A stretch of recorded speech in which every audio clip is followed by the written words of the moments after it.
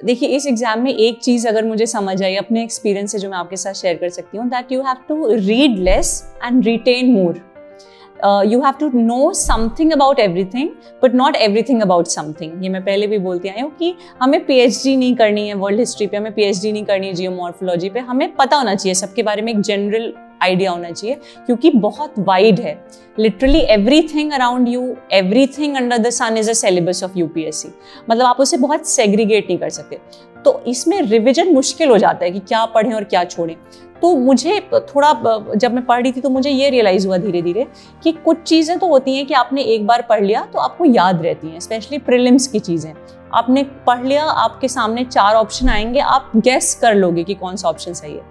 कुछ चीज़ें होती हैं ट्रू, एकदम जैसे कहते हैं रोट लर्निंग, फैक्ट्स. आपको पता है कि कौन सा वॉर कब है, क्रोनोलॉजी कब है, या जैसे एनवायरनमेंट में बहुत फैक्ट्स होते हैं, कौन सा कॉन्फ्रेंस कब हुआ, COP इतने सारे हुए हैं, कहाँ हुए हैं. तो फैक्ट्स याद रखने के लिए मैं छोटे छोटे चार्ट्स बनाती थी. अगर आप लोग कभी मेरे स्टडी रूम को देखेंगे तो लिटरली पूरी वॉल में छोटे छोटे वो स्टिकी नोट्स जो होते हैं वो चिपके हुए थे, ताकि हर दिन सुबह शाम ब्रश करते हुए, सोते हुए, जगते हुए दिख के याद हो जाए. और तीसरी चीज़ होती है एनालिसिस.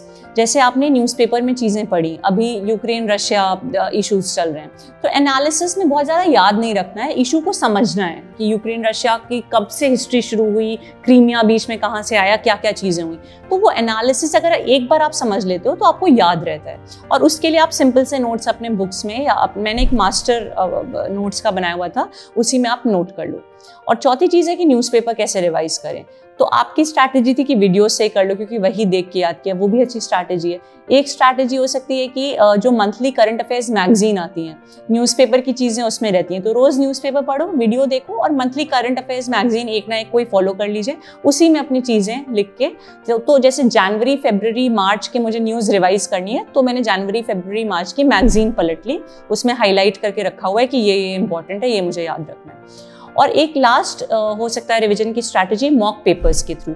जब हम मॉक पेपर देते हैं तो हमें पता चलता है कि भाई मेरा इकोनॉमी अच्छा है, मेरा हिस्ट्री अच्छा है, मेरा एनवायरनमेंट वीक है, तो एनवायरनमेंट के कौन से क्वेश्चंस मैं अटेम्प्ट नहीं कर पा रहा, उनको मैं ज़रूर रिवाइज कर लूँ. जितने ज़्यादा मॉक पेपर्स आप करेंगे उतना आपका विजन ब्रॉडन होगा. और बुक्स रिवाइज करने का बेस्ट तरीका, जैसे आपने भी बताया खुशी, कि बुक्स में ही हाईलाइट कर लो, वहीं पे पेज चिपका के वहीं पे लिख लो.